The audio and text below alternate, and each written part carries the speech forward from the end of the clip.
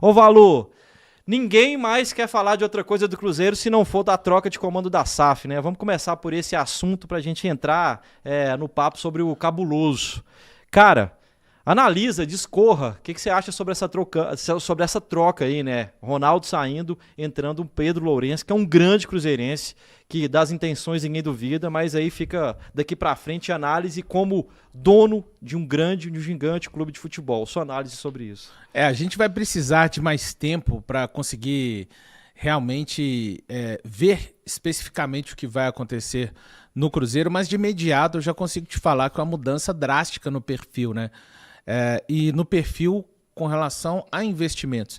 Eu acho que uma coisa muito inteligente por parte do Pedro é a manutenção do Gabriel Lima, porque eu tenho para mim, Lauro, e aí não é notícia, é realmente percepção, não é informação, o Gabriel Lima lutou muito juntamente com outros da equipe do Ronaldo e o próprio Ronaldo, para deixar o Cruzeiro numa condição minimamente sadia.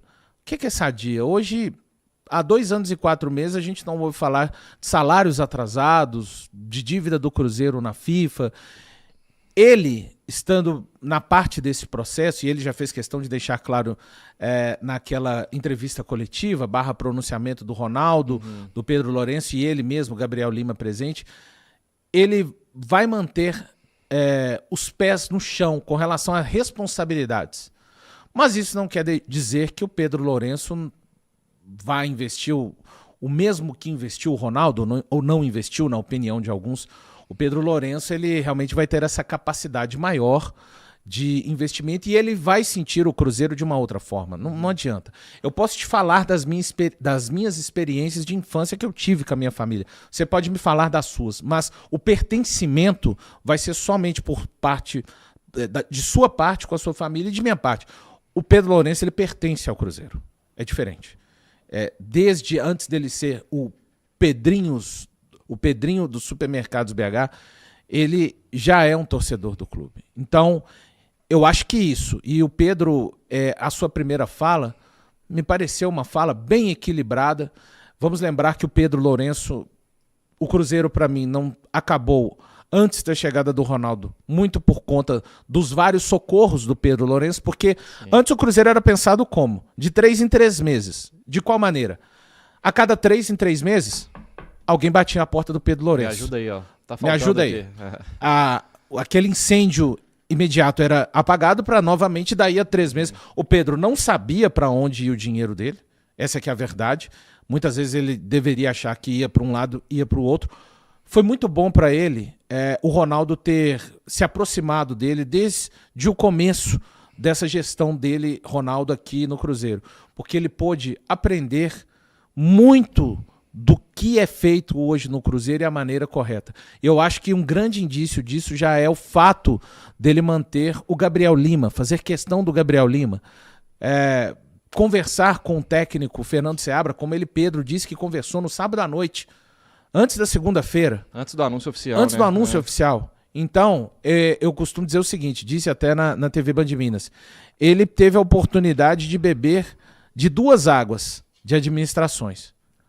Outras, ele viu para onde o Cruzeiro acabou indo, e essa agora, que sim, em termos esportivos, ficou devendo, claro que ficou devendo. Em 2023 e 2024, especificamente, o Cruzeiro foi muito mal, conseguiu chegar nos objetivos traçados pelo departamento de futebol, mas através da fala do próprio Ronaldo, do Paulo André e do Pedro Martins, figuras que já não estão hoje mais no Cruzeiro, em caminhos diferentes. É como se o Cruzeiro tivesse uma estrada reta com alguns buracos, mas ele resolveu fazer um caminho alternativo pela estrada de chão. Chegou, mas chegou assim, bem avariado. Então, mas nesta parte que diz respeito à responsabilidade fiscal, pagamento de dívidas, a gestão do Ronaldo, acho que o maior legado que deu ao Cruzeiro foi colocar de novo o profissionalismo dentro dos muros da Toca da Raposa 2. O grande questionamento, tanto que era pelo rendimento em campo, pelo desempenho em campo após 2022.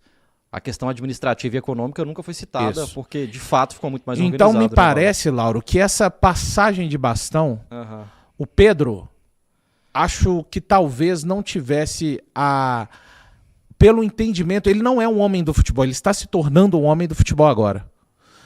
Me parece que a passagem acontece no momento correto. Isso a gente só vai conseguir afirmar daqui os próximos meses, anos, dias, etc.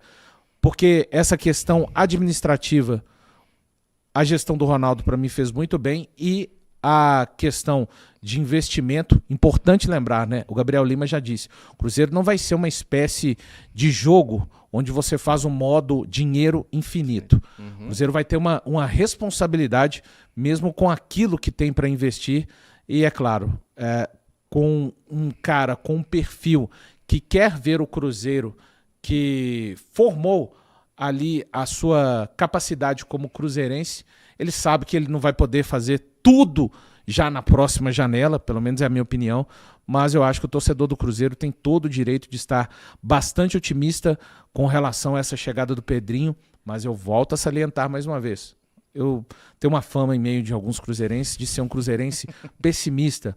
É muito importante que, além do aporte financeiro do Pedro, o Cruzeiro não deixe de cumprir hoje com as responsabilidades fiscais que tem. Se isso acontecer, realmente tem tudo para o Cruzeiro, como disse o próprio Ronaldo, fazer de forma mais acelerada aquilo que ele já não estava conseguindo fazer. É claro, isso diz respeito à qualificação no principal, que é o carro-chefe de todo clube de futebol, que é o seu elenco profissional.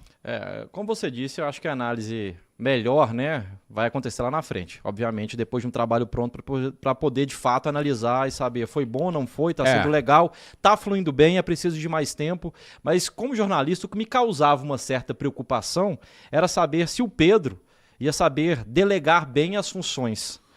E o lado do torcedor ficaria um pouco de fora desse negócio. É preciso estar lá, mas é preciso mais razão do que emoção para lidar com um clube de futebol. A gente já viu dirigentes no futebol muito brasileiro apaixonados e com boas intenções. Isso, e que enfiaram os pés pelas mãos. Mas assim, vendo a equipe que ele está montando. Começou muito bem, com né, Alexandre Matos, com Pelaípe.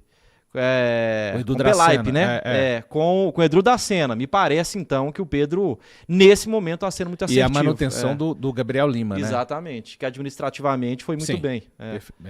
Então, eu acho que o torcedor tem tudo para ficar animado mesmo. Eu enxergo que a partir de agora, o Cruzeiro, pelo menos, com o aporte que deve acontecer na janela do meio do ano aí, o Cruzeiro já, pelo menos, não briga mais por parte de baixo da tabela. Não vou dizer que o Cruzeiro esse ano que vem, já está brigando nas cabeças por título. Mas eu acho que a partir de agora, o Cruzeiro entra num patamar em que começa a esquecer um pouco essa rabeira da tabela aí. Ele até falou isso. É minha opinião, e ele mesmo falou disso brevemente, o Pedro, que primeiramente o objetivo desse ano parte de cima da tabela, né? Alguém perguntou se não, continua o mesmo objetivo.